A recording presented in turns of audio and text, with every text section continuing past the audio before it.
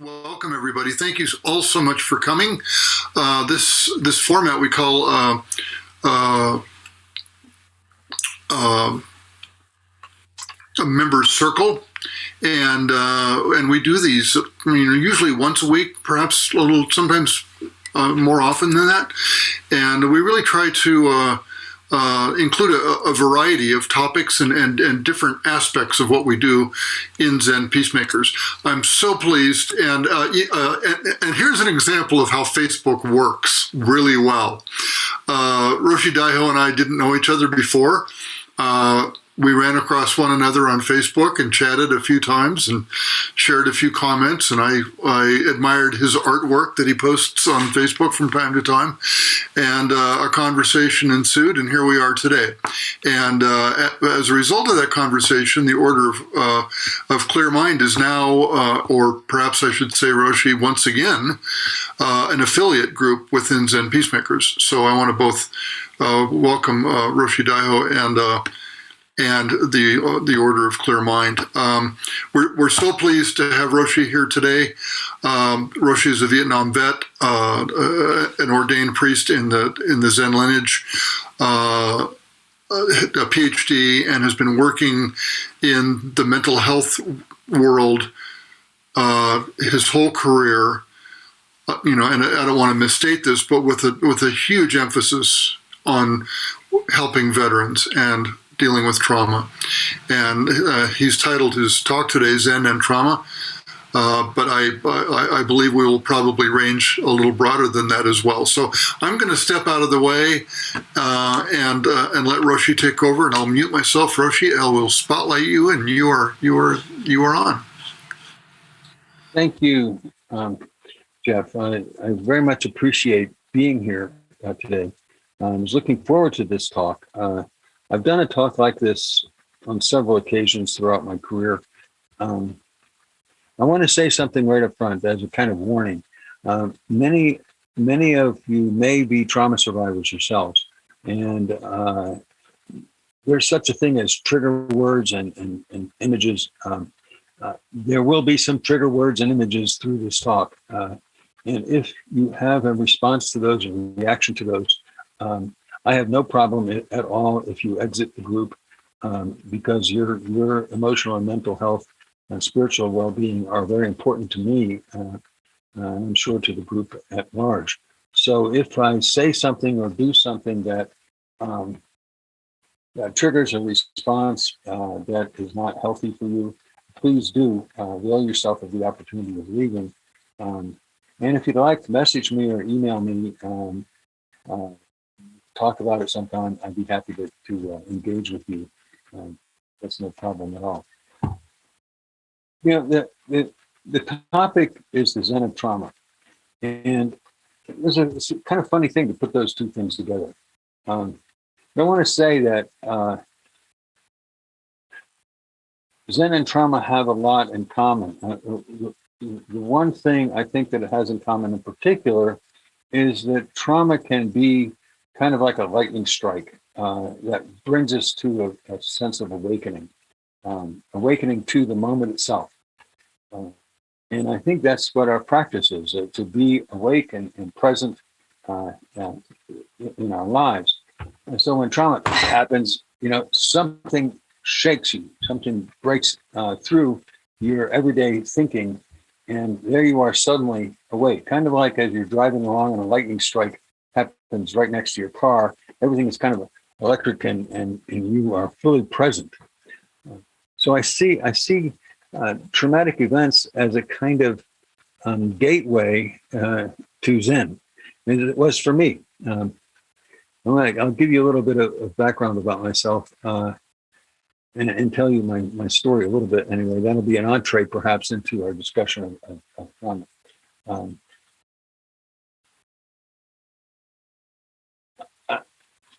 As Jeff said, I have a PhD in social work from Case Western Reserve University. But before that, before I went to graduate school, I was a child protective services worker in a rural community in South Carolina. I did that for about 8 years. I think it was 8 years. Ended up as a supervisor in a CPS unit.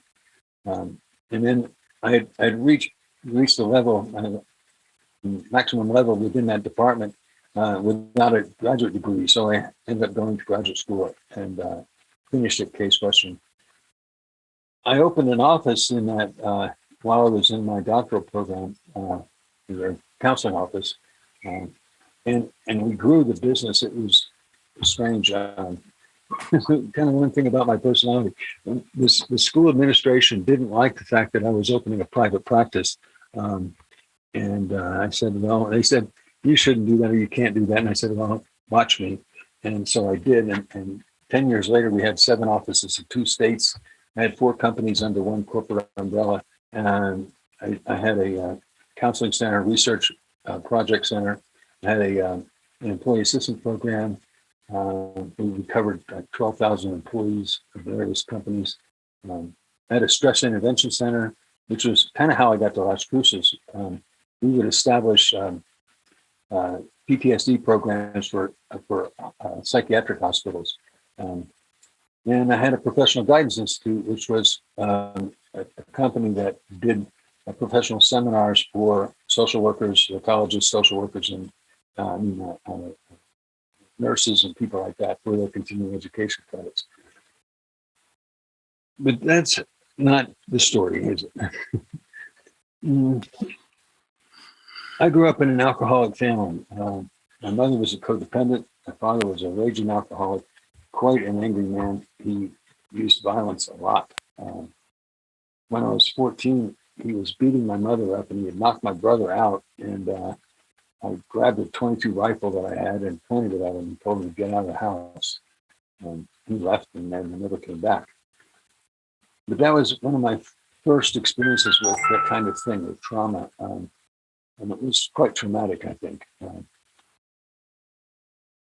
At 17 years old, 6 days after my 17th birthday, I enlisted in the Army. Enlisted for the infantry. They sent me to Germany. I did it almost 2 years in Noyon, Germany, and then was transferred to Vietnam. So at 18, I was in Vietnam.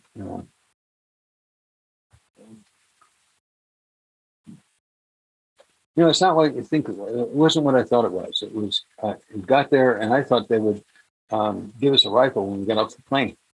No, what they wanted was our money. So I gave them my greenbacks and they gave me this fun little monopoly looking money. And then I got sent to a unit out in Pleiku, which is in the Central Highlands. And that was an interesting experience because when I arrived at the headquarters, they had a grease board up there behind the company commander. And it had a list of the recently KIA, killed in action or wounded in action soldiers. And I looked at their ranks and it seems like every one of them was the same rank I was. And I'm thinking, oh my, what have I gotten myself into now? Here I am in this place where people actually get killed and stuff. Roshi, I'm going to do something I never do. I apologize sincerely here. People are having a difficult time hearing, and so if we could try a couple of things, perhaps if you can speak as loudly as you can, yeah, and maybe lean closer. I don't know if you are familiar with your microphone controls. I'm not. I'm not. Let me check my mic. Not be the right mic. Hang on a minute. And everybody else, perhaps if you have headphones. Oh, I want to make sure everyone can hear Roshi. Roshi, if you go to where it says mute and there's a little arrow that an upward arrow, if you click on that, there'll be an audio settings option.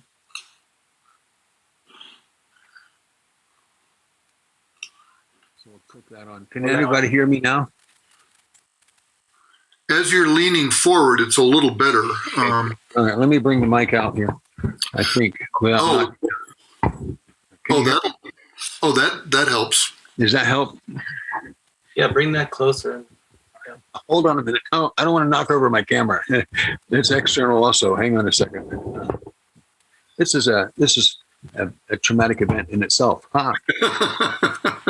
Well, not quite, but close. For those of you who have had difficulty hearing, is this any better just now?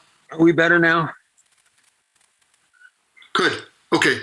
Sorry for the interruption. I hate to stop your flow, but let's. Oh, hey, it's okay. I can get back in the water. No problem. Okay. I'll mute off here. Okay. So we got to Vietnam. Finally got a rifle and all that, and I was assigned to a infantry unit in Pleiku, and our job was to go out and do reconnaissance missions and what are called search and destroy missions. We were to find enemy, engage them, and then return to base. What happened was, after a few months, I turned 19, and we were out in the bush and hiked back to base camp. And when we got there, I thought, well, this is good, and we can get some coffee and rest up and stuff. But almost as soon as we got there, we got orders to get on helicopters and go out to assist another unit, our sister company, and a sister battalion. They were surrounded by 5 battalions of North Vietnamese regular soldiers. To give you a kind of sense of that, one company in the U.S. is about 100 or so soldiers, maybe a little bit more with some headquarters people. And anyway, they were surrounded by 5 battalions. Now, a battalion traditionally is 5 companies, so it was maybe 500 North Vietnamese soldiers, and there were 5 of them. So there was like 2,500 soldiers, Vietnamese enemy soldiers, that had surrounded this one little company. And we were being detailed to assist them. So we flew in these helicopters and ended up jumping into what's called a hot LZ, or hot landing zone. Hot means it was under fire. So as we were approaching this unit, we were taking bullets in the helicopter and so forth. We jumped out of the helicopters, tried to find as much cover as we could. And it was the rainy season, and we were about ankle to knee deep in water. The enemy had been there for a while, and they were all camouflaged and so forth. But we went out shooting, taking fire and returning fire. Around 6 or 7 o'clock that evening, as far as I could tell, as far as I can remember, the enemy stopped shooting. Well, at that point, we were told to set up a perimeter, establish a kind of like circling the wagons sort of thing. And we set out tripwires and claymore mines. They're kind of concave shaped mine that blows, if it explodes, blows about 700 pellets in a spray outward in front of it. We set those up and all that kind of stuff. Now, in addition to that, my company commander decided that we needed a 3-person LP, or 3-person listening post. And they picked out 3 new guys, which is common experience in combat. You don't want to lose people you know, so you send out people on high-risk missions. You send people out that you don't know, and that was new guys. And so they picked out these 3 relatively new guys and sent them out. Now, one of those new guys was a guy named Roundtree, and he was 19 years old, the same age as I was. And I knew him. I'll put it that way. They sent these guys out. It's dark. The idea was they would carry a little red filtered flashlight, and what they were supposed to do was listen for the enemy to approach. And when they heard the enemy approaching, they were supposed to take their red filtered flashlights and shine them toward the perimeter and use that as a password, essentially, to come safely across the perimeter. The problem was that the enemy was there. They weren't coming. They just opened fire at around midnight, and suddenly we had machine gun fire and RPGs, rocket propelled grenades, and all kinds of stuff coming at us. And if you've ever seen gunfights at night like that, it's quite spectacular and quite scary. All of a sudden, everything kind of lights up. These guys freaked out, and they dropped their flashlights and grabbed their rifles and started running. Unfortunately, they ran toward me, and I thought they were enemy soldiers attempting to cross our line and reach our perimeter. So I fired at him with my M16 on full automatic. And I hit one. He dropped about 10 meters off my left. And he was screaming. And as soon as he was screaming, I knew it was an American guy. It turned out to be Roundtree. And I heard him crying. And there's still machine gun fire coming. So I decided it was the best thing to do was to silence that machine gun. So I took my rifle and aimed it at the tracers that were coming out of that machine gun and fired at it, hoping to kill the machine gunner. But what happened was I basically lit myself up. And about 30 minutes after that, I got shot in the head. I had a pretty good sized hole there. It was an 8 square inch hole.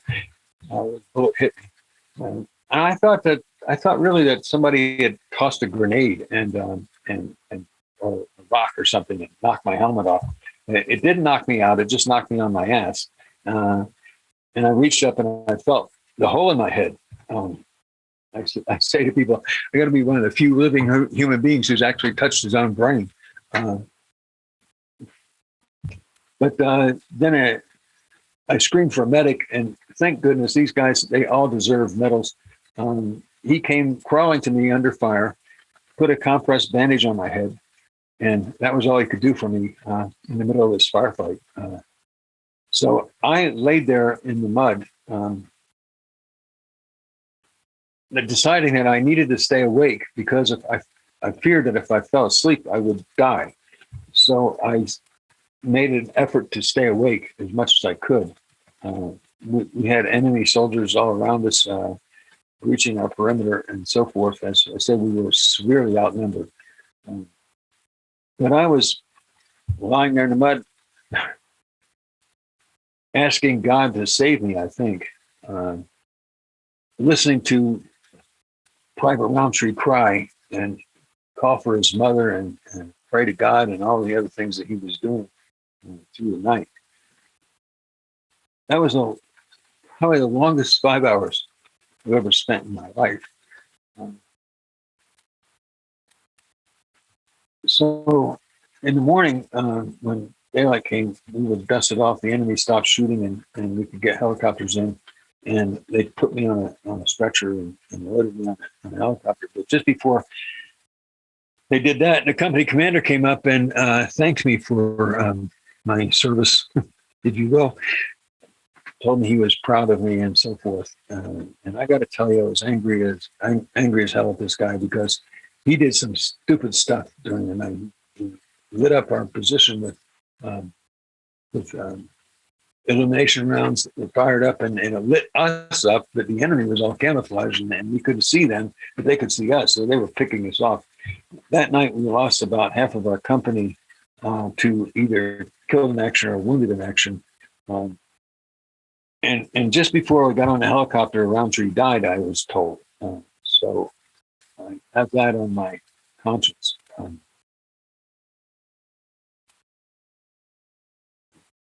I can't tell you in any way that's really meaningful what that evening meant to me.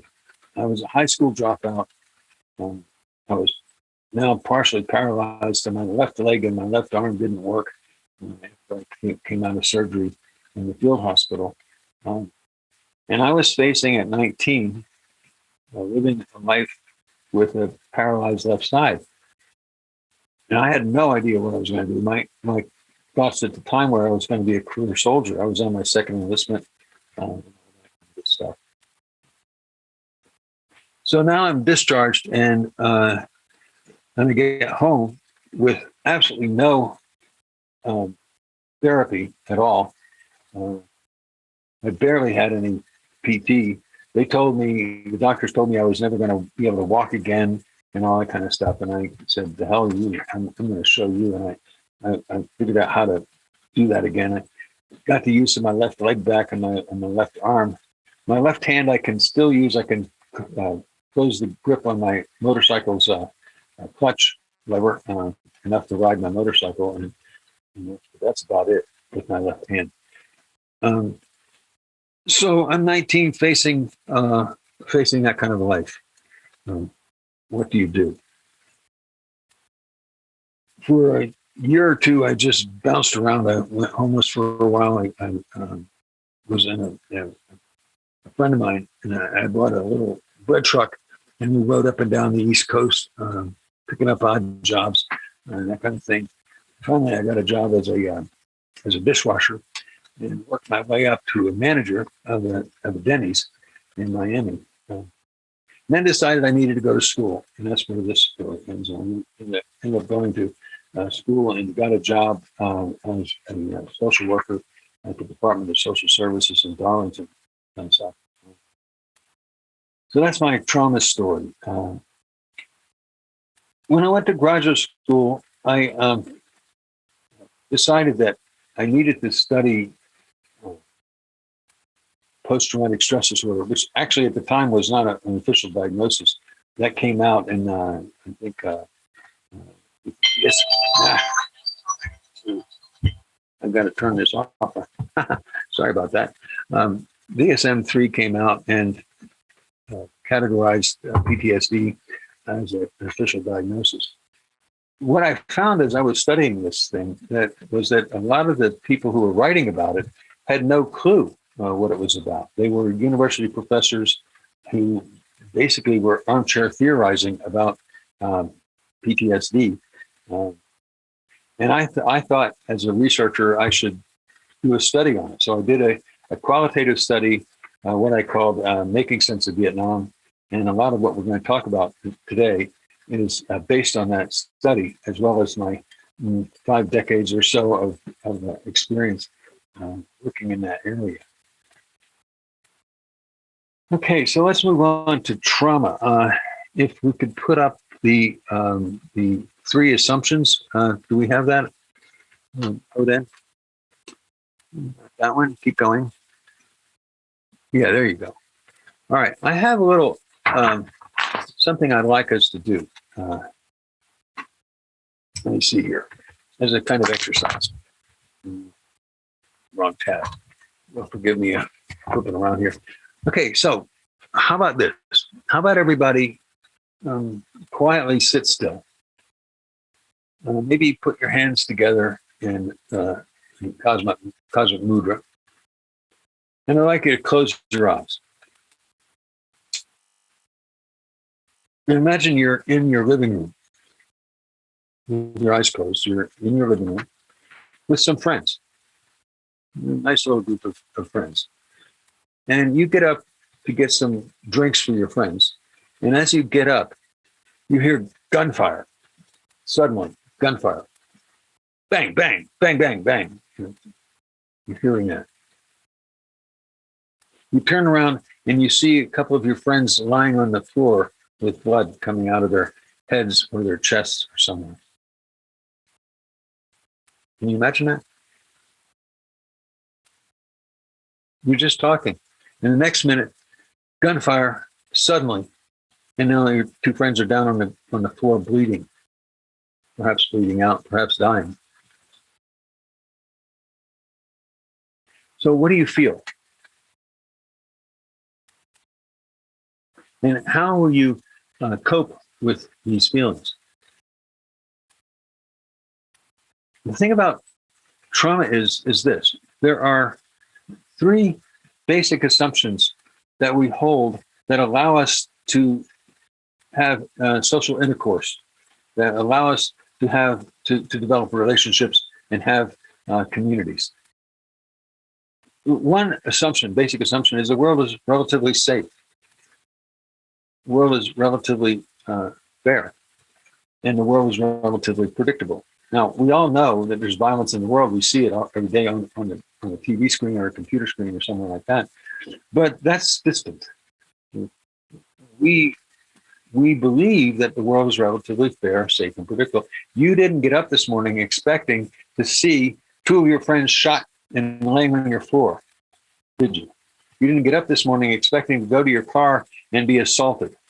We didn't expect this morning to get up and go to our workplace and have a roof collapse, and we witnessed several of our friends crushed to death. We don't expect that because we think the world is relatively fair and relatively safe and relatively predictable.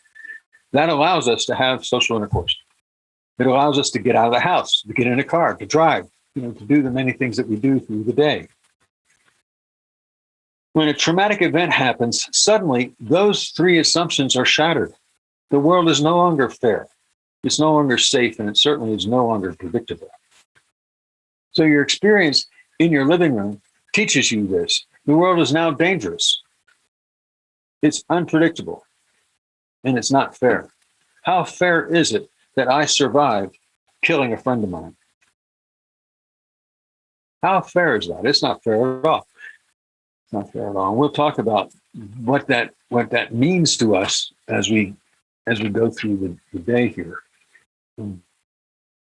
But when I ask you, how do you feel about what you just experienced in your mind's eye, and how would you deal with that, or how would you cope with that?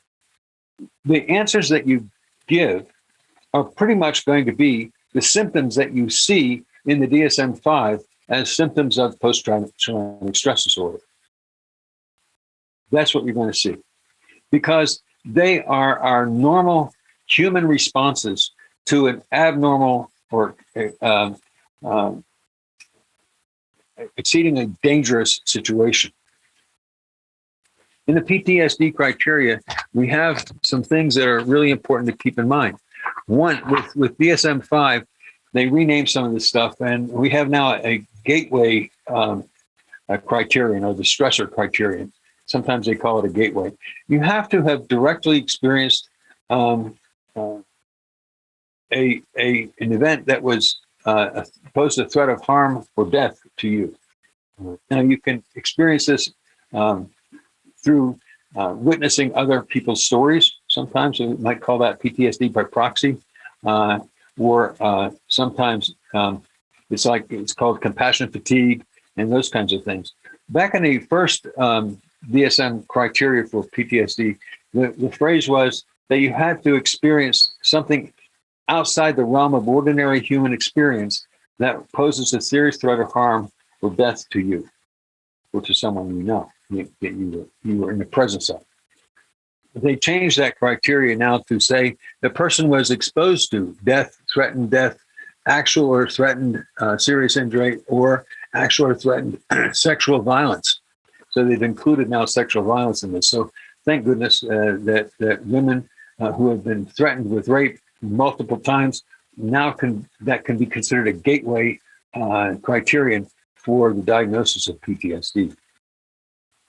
So now I'm assuming that if you can put yourself in this place where you've just experienced a serious threat of harm to yourself or others, or you've witnessed it, that you're going to have some intrusive thoughts about it. The other day, May 29th, which happened to be the day I was shot 5 decades ago, I was sitting with a couple of combat vet friends of mine, and as I was talking about this experience, I can tell you I smelled the smell of gun smoke, of blood. I saw, just as I was living there. I mean, just as it was happening. These are intrusive thoughts, sometimes called flashbacks, but more often they're much more loose. They're like intrusive thoughts. So they're just a thought, that just an experience, maybe a visual image or a smell of some sort. You have to have experienced those. Sometimes we dissociate. This didn't happen to me. This happens a lot in incest and sexual trauma, where the woman or man, if it happens to be, will disassociate during the time that they're being raped. This isn't happening to me. This isn't me. And they might put themselves up in the corner of a room or something and observe this thing happening to them, but it's really not happening to them. They dissociate.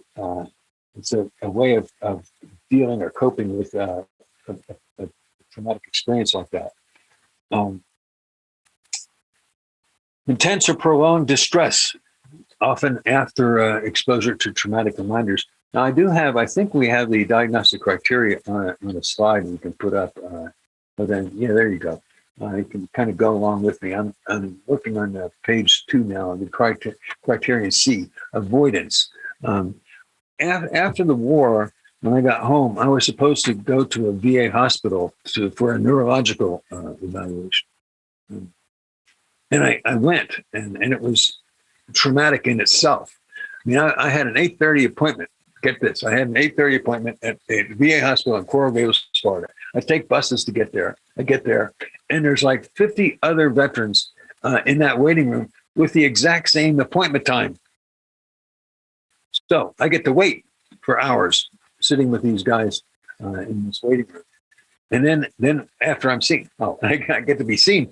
And the first question the psychiatrist, I guess it was, or neurologist, excuse me, asked me was, how's my sex life?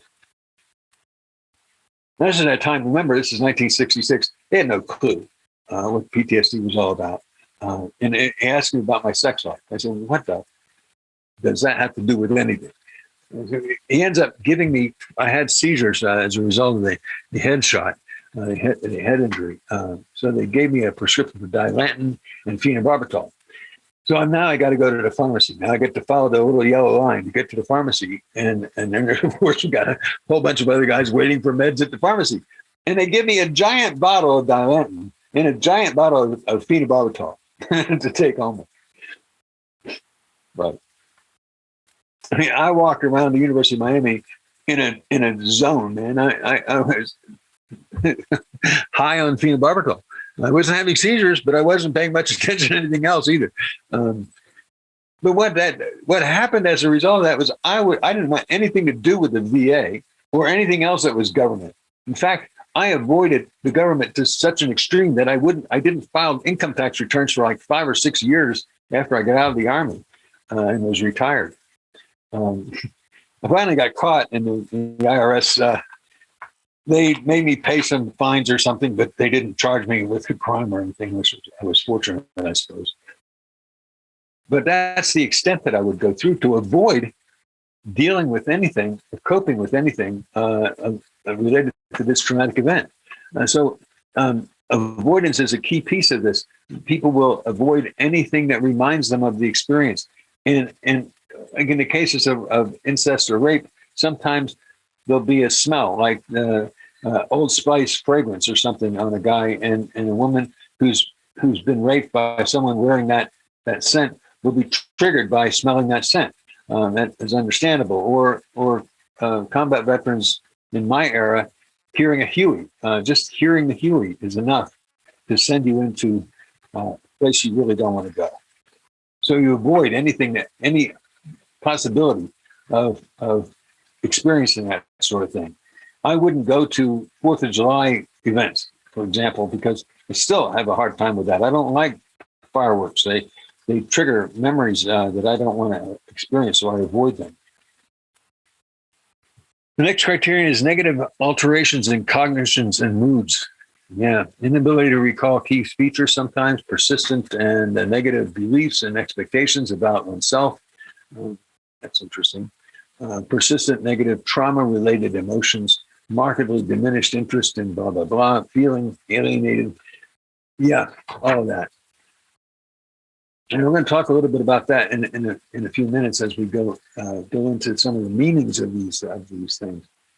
Criterion E, alterations in arousal and reactivity.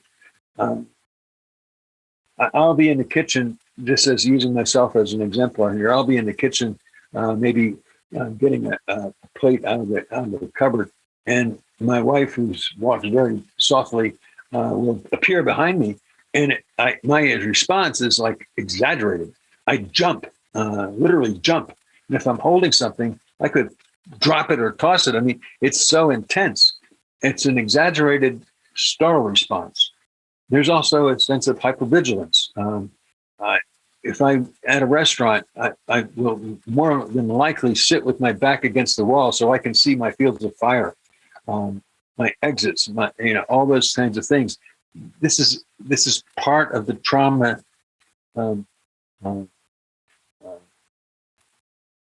way of coping. Maybe I guess you could say it. Way of coping with trauma.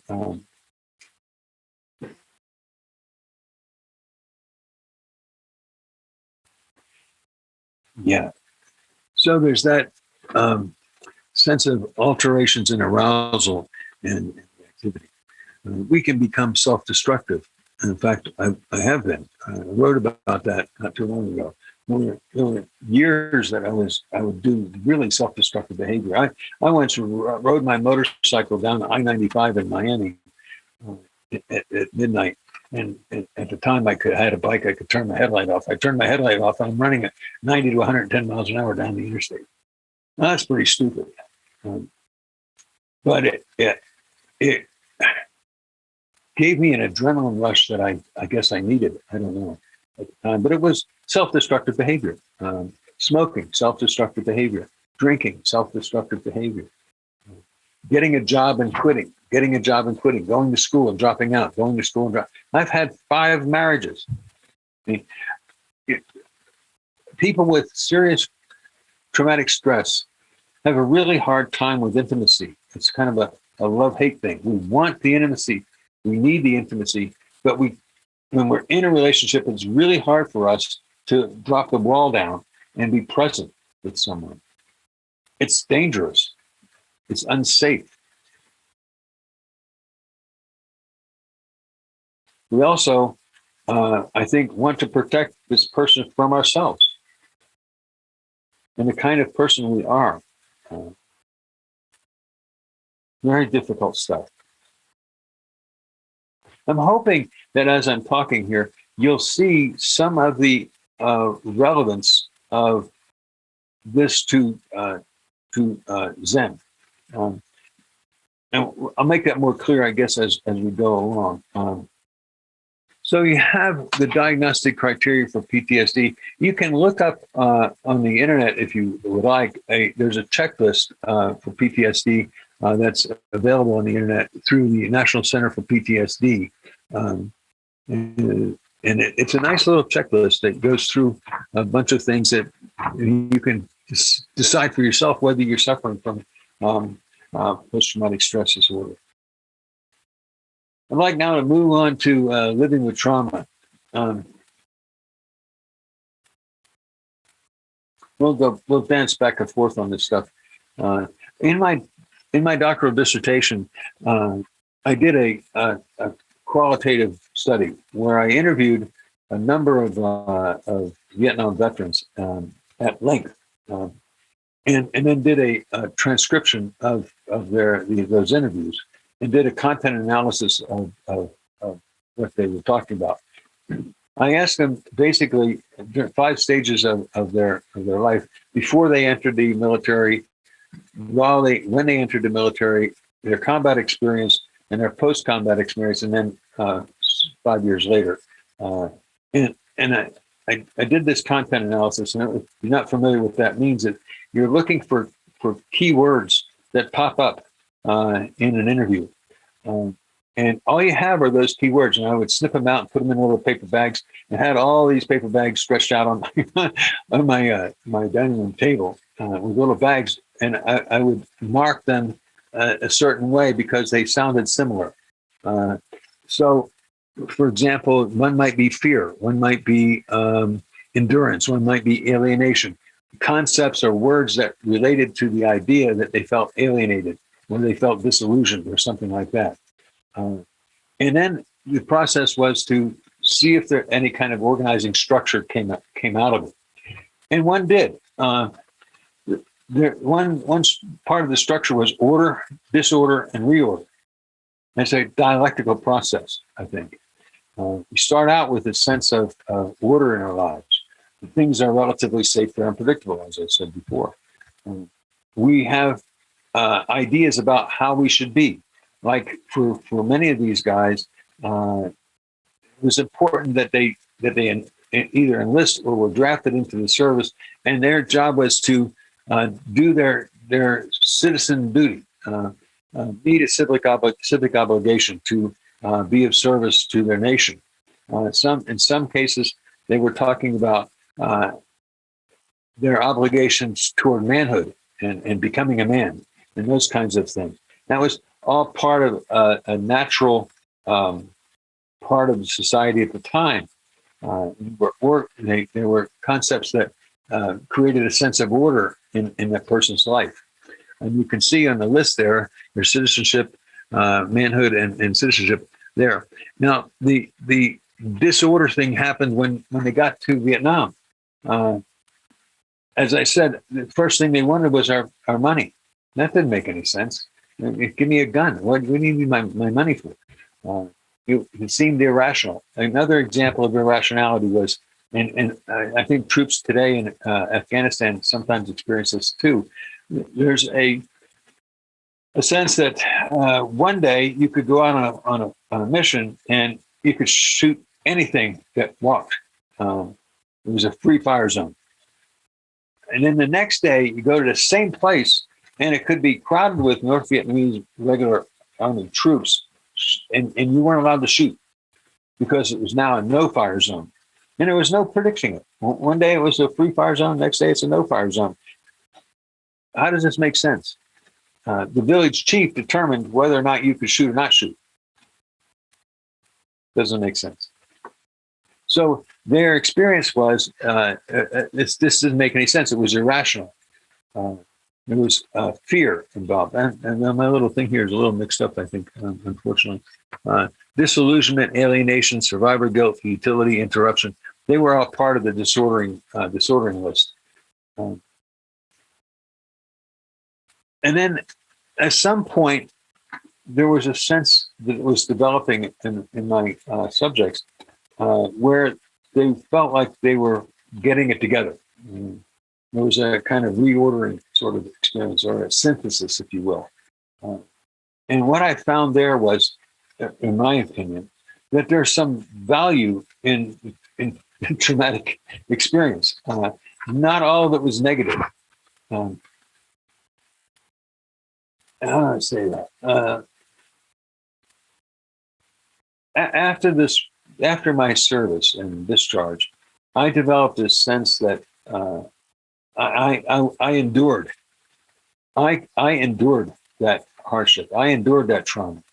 I had an idea of how the world worked that was different from the people I met on the street at home.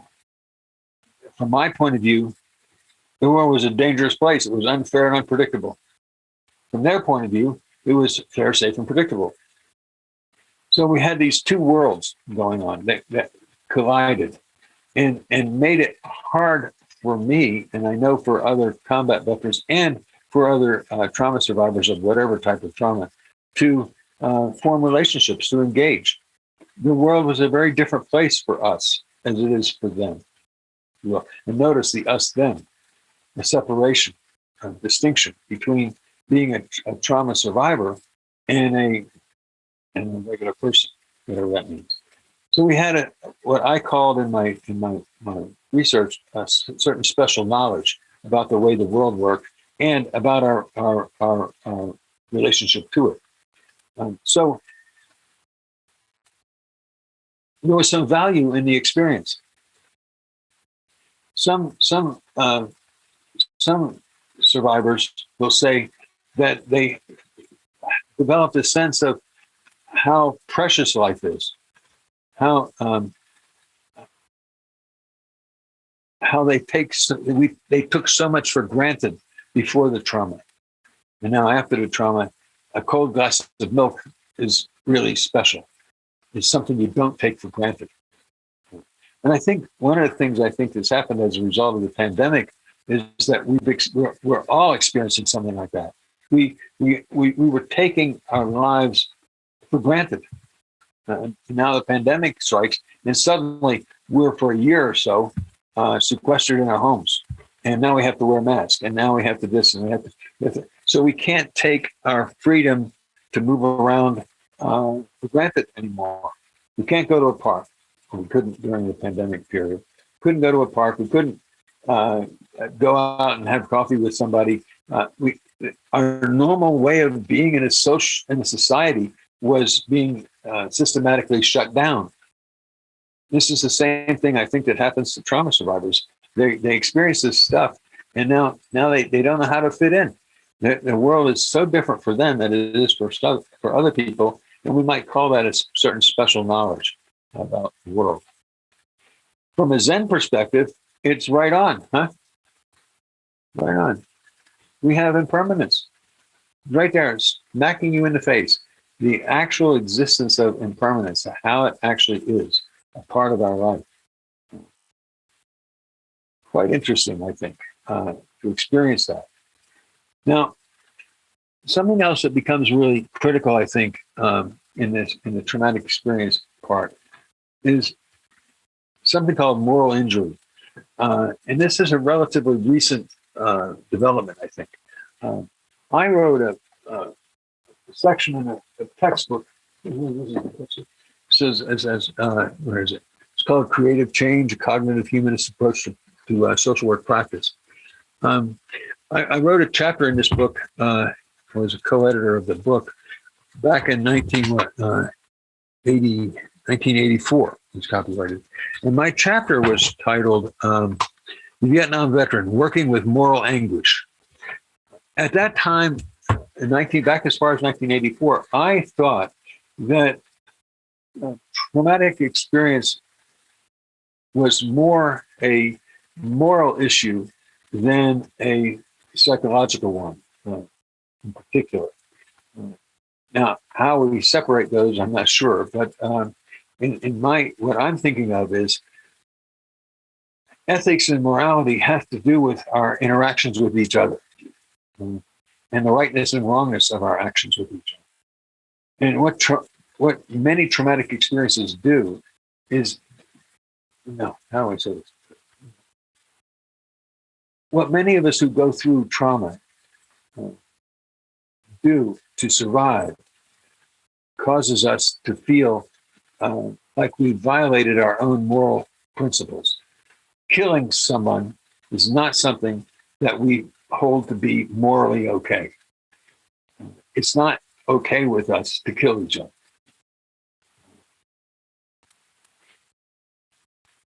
Even if it's justified. We still have taken a life. We still have done harm, violating our humanity. And this gives rise to a sense of a moral injury, and a movement developed out of a couple of colleges talking about soul repair, that what we needed to do was look at the traumatic experience, or some of the traumatic experiences, as moral injury or an injury to our soul, and that we should focus on trying to repair that, trying to take care of a moral injury, which led me, frankly, to a whole field of study around ethics and morality, trying to make sense out of what I did. In fact, that's what drove me to seek a teacher in the first place. Back in the hospital in Norfolk, Virginia, Portsmouth, Virginia, I came across a book called The Way of Zen by Alan Watts. That's what got me into Zen in the first place. I read that and I said, this is kind of cool. So I started on my own trying to practice meditation. And I did that on my own for a long time, but eventually I sought out a teacher.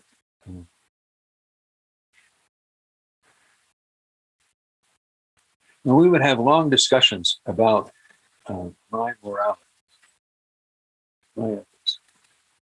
What did it mean that I killed somebody? A friendly person, a friend of mine. What did it mean?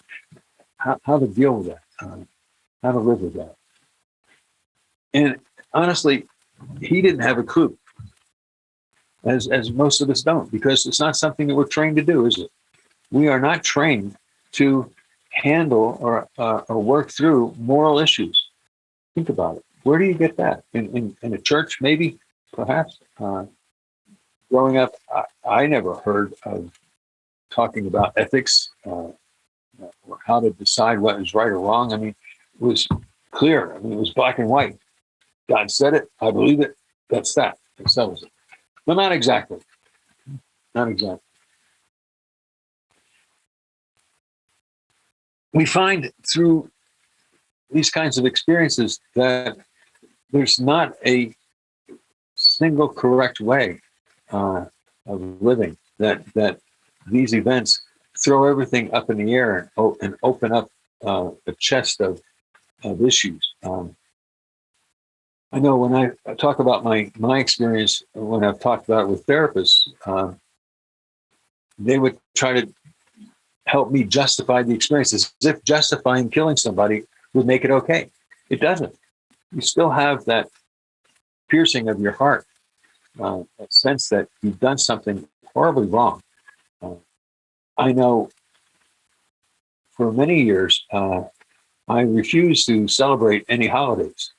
And the first thought would come, when my son was born, one of the first thoughts I had was, I wish I hadn't killed Roundtree so he could experience this. Holidays, whatever kind, I avoided. I would ask myself, too bad that Roundtree isn't here, and I would start crying about it. I mean, literally crying. The hurt was so intense, so difficult, that I didn't want to come anywhere close to having something that would remind me of that event and bring that up for me. There are, I don't know if I have a slide on this. There's one with war trauma symptoms, and there's two circles with PTSD, both in moral injury in there. Do we have that? Oh, then I don't remember. No, I guess not. Okay, it's all right. In PTSD, you have the startle reflex, memory loss, fear, flashbacks, and things like that. In moral injury, we have sorrow, grief, regret, shame, alienation. And in both of them together, we have anger, depression, anxiety, insomnia, nightmares, and self-medication with alcohol and drugs. Also, maybe sexual stuff as well. Those are present in both classic pure PTSD diagnosis, but also then there's ones that are separate with moral injury. And they're the ones that often we don't address as therapists. Mainly, I guess, because we're taught not to approach religious themes as clinicians. And yet, it seems to me that's like front and center with this thing. Our spiritual health is just as important as our emotional health or psychological health. I don't even know how you separate them really, but some of us do. We have a concern about talking about religion as if it's going to naturally cause an argument or something like that. I don't know. I think we really need to talk about these things. I think we really need to talk about the moral consequences of our behavior, the ethical consequences and moral consequences of our behavior in a traumatic situation in particular. Why? Because I felt regret. I felt guilt. I felt all of these things. I felt shame, alienation. I was different from other people.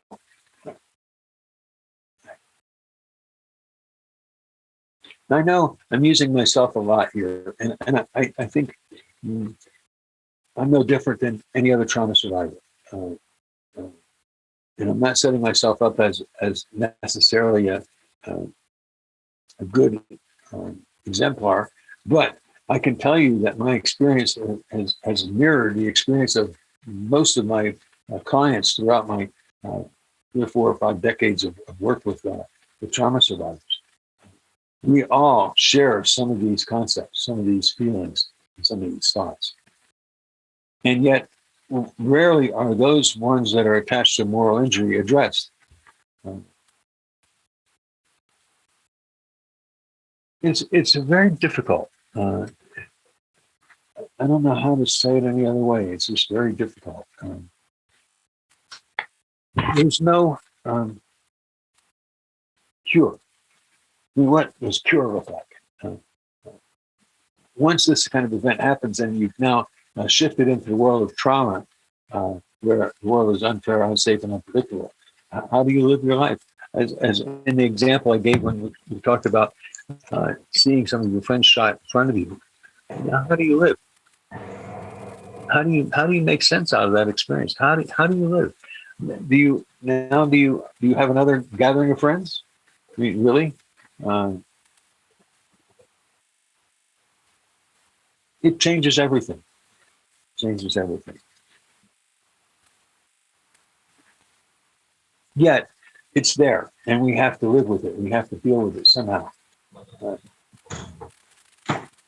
some of the things that we do are helpful, and some are not so helpful.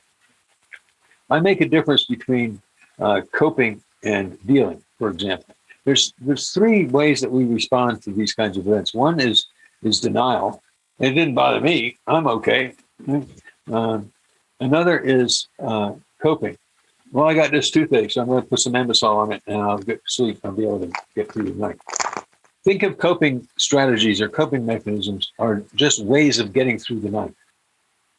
They're topical. I mean, they just get us through the night. They're not dealing with it. Dealing with it is getting up in the morning and going to the dentist and sitting in the dentist chair and facing the dentist working on your tooth. That's working on it. That's working it through. There's a difference between coping and dealing. Coping gets us through the night. Dealing has us working through the actual issue, facing it, confronting it head on. Now, sometimes, though, in practice, therapists make a mistake. They try to get that working through part to happen too soon. They believe, many young therapists in particular believe that catharsis is really important. And so let's get it out there and let's have our catharsis. And they feel like they've been successful if they get the client to cry. Not necessarily. They're not ready. Change readiness is an important ingredient in this process. Sometimes when the patient or the client comes to a point where you've developed a good, solid relationship with them, you can say something like, you put a whole lot of energy into keeping that in a closet, and we're going to keep that door closed, no matter what. And you're spending so much energy doing that you're not living your life. So let's open up the door and let it out and see how big and bad and ugly it is, because you've already lived through it once. Can't hurt you any more than it already has. So let's get it out of the closet and start dealing with it. Now that only happens at a certain point, and that certain point has to be where the client is, and your ability to gauge the change readiness of that client is critical. Likewise with Zen teachers, I think that sometimes as clergy people approach us with these issues, and I'm not sure what they want. I think they want relief from their suffering, and that's great. But I think it's important that Zen teachers understand their own limitations, that we don't go into the psychological issues involved without some training in it or something like that, and that we maybe refer the person to a therapist to deal with that. Now, at some point, we might want to work on the moral side of that equation. And how do we do that? We do that through our precepts, through the paramitas and discussions of that nature. They become, I think, really important as a part of our Zen teaching practice. So let's get to that part. Let's get to what does Zen do with trauma? How do we do that? Let's look at that for a minute. I got a slide there, I think.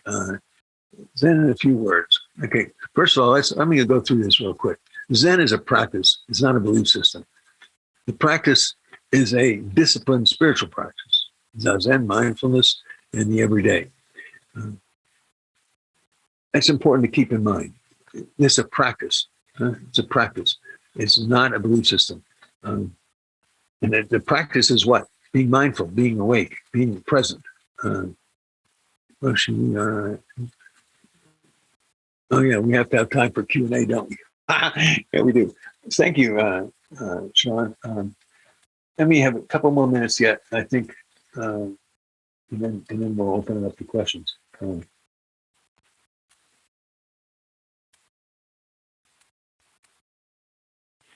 The very act of stopping, let me say this. I think a lot of people, we think of Zen as a path. Huh?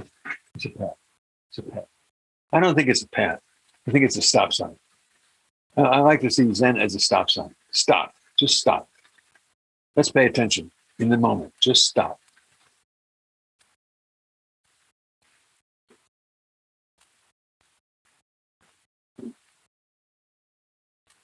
I had a client once who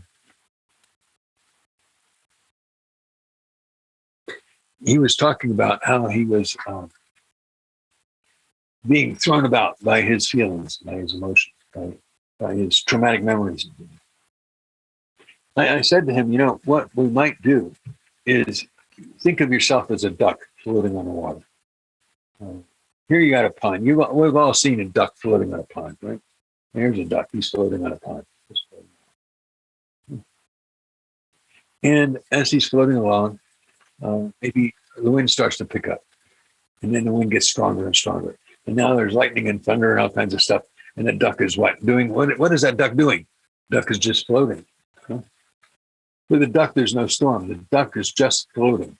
And so I'll use a phrase a lot of times like float like a duck. Just put your feet up and float. Stop fighting with the storm. Just be present with it. Let it come. Let it go. Let it come. So we all know through the practice of Zazen that thoughts and feelings are impermanent, that they come and they go and they come and they go. And that when we latch onto them and hold on to them, we're engaging now in the storm and we're going to go along with it. Instead, let go. As what the Morris teacher said, open the hand of thought. Float like a duck. Just be present in the process. I wanted to talk some more about some Zen-related methods, but I think you can kind of put it together. Let's have some questions. I'm told it's time to ask questions or answer questions or address questions, however. I don't think there are any answers, but I'll make my best effort. What's up? I didn't want to break your flow, but I would imagine people have some comments or questions. So we have until the bottom of the hour. Anyone, please. There's one more person than I can see, but let's try this. Wave your hand, or down under reactions, you can raise your electronic hand. And if you have a question or a comment for Daiho Roshi, we will entertain that. And Zenzan, you've got your hand up. If you want to unmute yourself, go ahead. Yeah, sure. Thank you. Thank you, Daiho Roshi, for sharing. And I want to echo the nature of Facebook. I met Roshi actually through Facebook in a random comment and have done some studying with brush script. So it can be an annoyance. It can also be a great thing. Roshi, I wondered if you spoke a little bit about trauma in terms of expectations pre-trauma about the nature of the world and expectations post-trauma. I wondered if you could speak a little bit about the nature of expectations in the context of Zen practice. Oh, that's a good one. Yeah, a couple of things about that. Well, first of all, remember that we're taught that we should not come into Zen with any expectations of gain of any kind. That's hard for us because we do come to Zen with an expectation. We're going to become a better person. We're going to become less angry, less stressed, less stressed, and all those kinds of things. And perhaps if we practice, eventually that becomes so. But I think that there's a couple problems. One is when we have an expectation of some benefit from the practice, it's kind of like having an idea of what Buddha is. And so what do we say in the Buddha world? If you meet the Buddha along the road, kill him. Why? Because we want to kill our expectation of what that Buddha is, because our expectation isn't the thing, is it? And the more we have an expectation of something, of some idealized state of being, the more we're going to be chasing rainbows. Instead, I think this focus in Zen practice ought to be on the moment itself. And how are we right now? How are you experiencing this moment right now? How am I experiencing it? How am I manifesting my Buddha nature, if you will, now in this moment?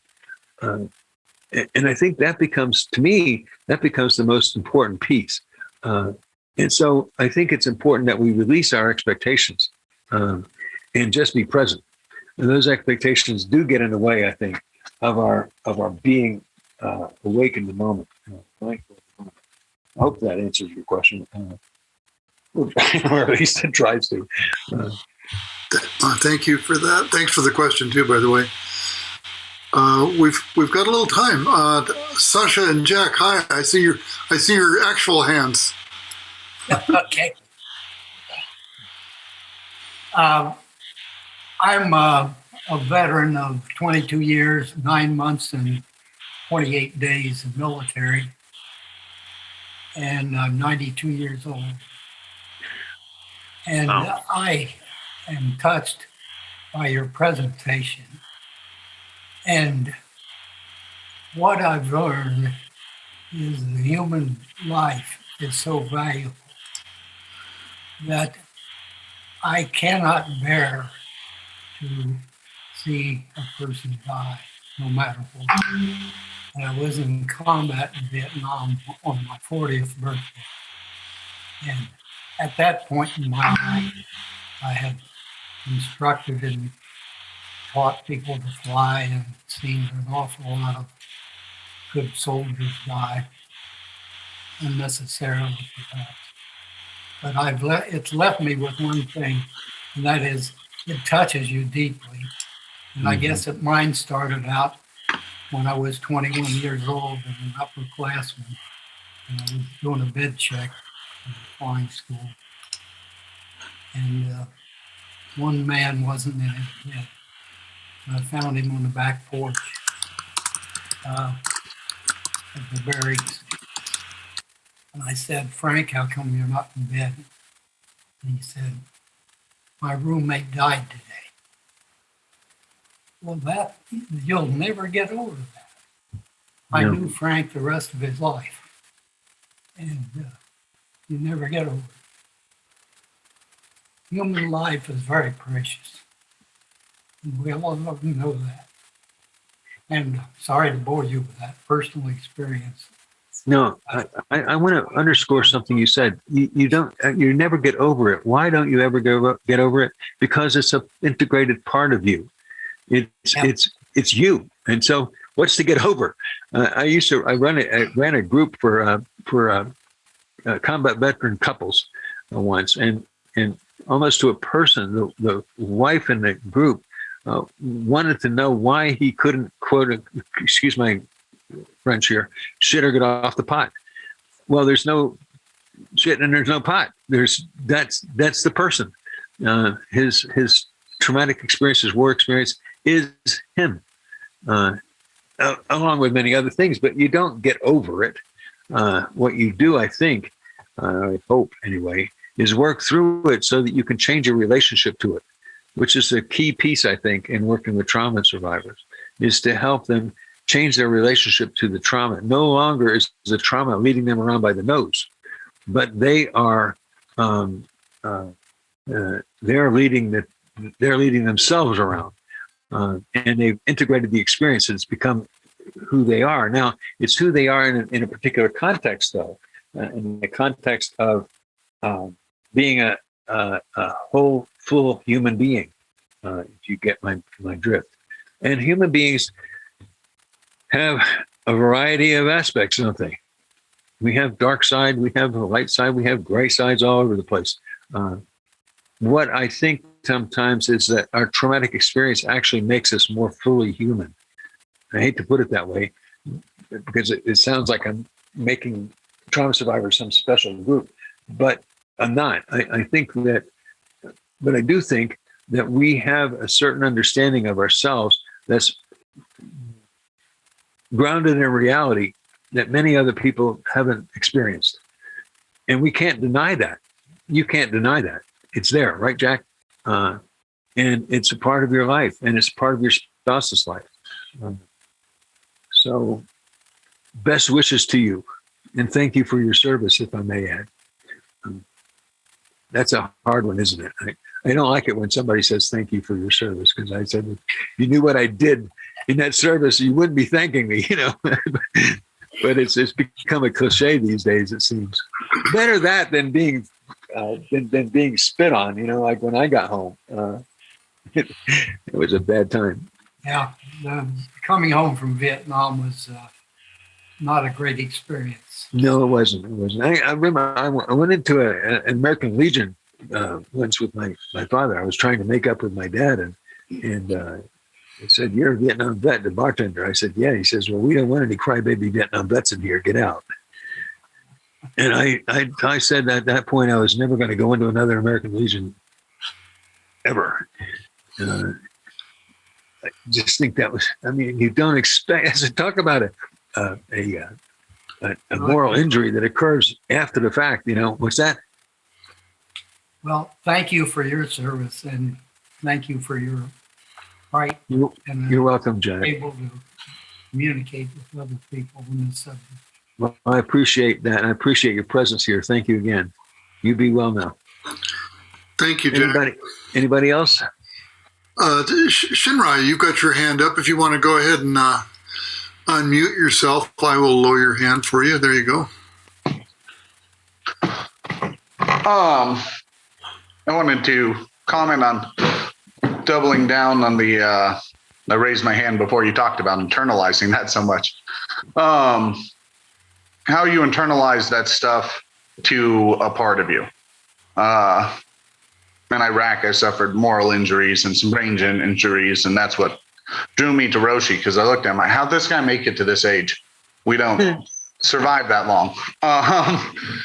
And interesting things happen when it's fully internalized, or when you're living without those rules or having any belief in those rules, to be always ready, because there might be shots or explosions in my living room or something, right? Because that's just an option in my brain for whatever learned reasons. Consequently, when we went through that exercise and I think about, well, what would I do if there are two people injured right here with gunshots? I'm like, well, I'd return fire. I'd get the trauma kit I keep in my pantry and go about doing all this stuff. And that all seems real clear. And that's fine and dandy if there happens to be gunfire. It's all the other times you have someone in your living room and there's no gunfire. And then you're wasting time and energy thinking about it. And something in the Zen community, or the favorite person for everyone to misquote, the Zen master Dogen and his instructions to the cook about just when it's time to plan for the week, just plan for the week. When you're doing the dishes, just do the dishes. There is something very Zen about compartmentalizing that in ways. Compartmentalize might be the wrong thing. Like, I can plan for that stuff when I'm packing a first aid kit to put away. But when I'm eating dinner with the family, I can just sit and eat dinner with the family, even though those rules are still shattered and it's in the background and it is who you are. If you're awake to the moment and what you're doing, those things can be separate but together and still exist as the whole. This, in the form of Zen and trauma, is something that I came to understand after several years talking with Roshi. I don't know if he was talking about me specifically with the duck thing, but when I met him several years ago for the first time, I was still in my stage of drinking and self-destruction. And he explained that duck thing to me and some other things. And I wrote him sometime later and told him, I am not a effing duck. Sometime later, I realized I want to learn how to be a duck. And the basics of Zen in that help in a lot of ways, ways you can't see until you're practicing for some time. And then they manifest in your life the same way the trauma manifests in your life, the way you wouldn't expect it to. And I just wanted to share that.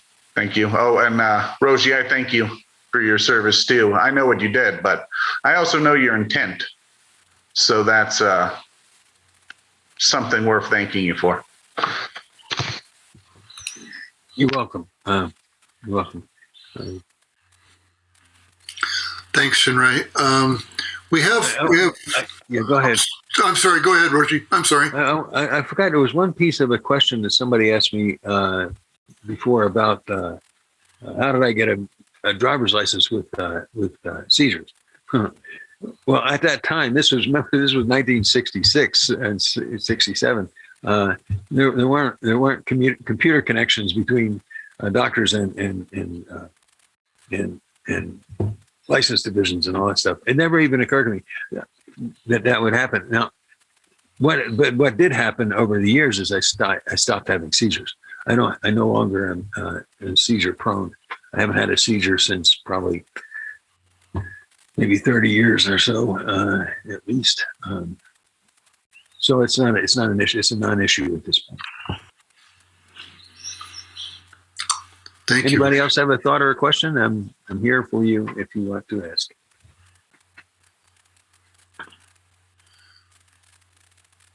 No. I always want to wait to the end and not go if other people have something, but I do have one, and I love the questions and answers that really have more to do with practice with Dharma and with the emotional aspect of this. Unfortunately, mine's a little more on the historical side. You mentioned the comments that you heard in American Legion, I guess, perhaps, or whichever club that was. And I, among a lot of older, and this was a while back, but a lot of older World War II vets that I knew, there was this attitude that we didn't have PTSD in our day. And I don't know if you've seen maybe I'm just looking for a comment about this from you, because you really know the history of this. There's a wonderful film, I think, called Five Came Back, or Five Came Home. And it's a film about 5 Hollywood filmmakers who were in World War II, George Stevens, John Huston, and some others. And I don't want to get off track here. The John Huston section, he was filming, I believe, in Hawaii, and got access to treatment of guys who had been in combat in the South Pacific. And he very definitely was filming, evidence of PTSD. It was not called that, and they suppressed the films. Any experience with that history or comments on that, Roshi? Yeah. Before PTSD was a formal diagnosis, we called it a number of things: shell shock, combat fatigue, a number of things. And you saw the attitude about that in the film Patton, where General Patton is confronted by a guy who refuses to go back to the front, and he slaps him, and it made national news. And Patton was, I think, asked to apologize for that. But there was an attitude amongst WW2 guys in particular, I assume it was prior to that as well, that you were supposed to just suck it up and endure it. Well, they didn't. They went to bars. I mean, every VFW and other military kind of clubs, they all have bars. And my dad drank from the time he got up until the time he went to bed. He had a separate refrigerator in his house for just his beer. He was a medic in World War II in the South Pacific, Taiwan and places like that. And he never once talked about it, ever. Instead, he went to the bar and drank himself under the table. Now, yeah, okay, so they weren't crybabies, huh? That attitude, I think, has changed. I'm hoping it's changed. Most of us veterans today, I think, hold some value in mental health services. One of the things, though, that I think is still a hanger-on, when DSM-5 was being worked through, there was an effort on the military's part to rename that thing. Instead of it being a post-traumatic stress disorder, they wanted it to be a post-traumatic stress injury, which would take it out of the realm of mental health diagnostic nomenclature and make it part of the ICD-10, the medical diagnostic manual. And I think that's appropriate. But the DSM five crew that wrote the criteria now decided to keep disorder as the word to use. And I think that was a mistake. Now, the reason the military wanted to do that was because a lot of veterans or military people don't really want to think of themselves as having a disorder. And that's understandable. They may think that it might impact their promotability, their ability to go back into combat, things like that. Having an injury is much more medical, quote unquote, and much more acceptable, if you will. But it's a funny thing that this business, the Army at Fort Bliss had, I think they still have it, had a resiliency center. And the idea was that veterans who are tagged as having PTSD or were in line to begin to have it, were shipped to this resiliency center where they would get receive treatment to bring them back to battle readiness and then send them back to combat again. Now, I thought that was unethical on the part, especially on the part of the mental health clinicians that were working there, social workers and so forth. And I thought that would be an unethical thing to do, to treat somebody to get them to a point where they can go back into combat when they're suffering an injury as a result of combat. I don't know. I had a lot of trouble with that. It's just my thought on the matter. Anybody else have something here? We only have about 2 minutes left, I think. If we have that. Shinrai, you've got your hand up again, and I don't see anyone else's, so I guess you can go twice here, and you'll be the last question, and then we'll need to wrap up here in just about a minute.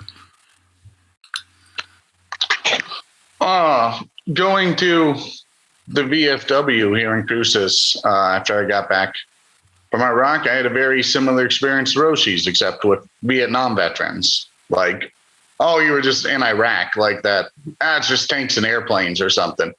It's not like jungle face-to-face combat.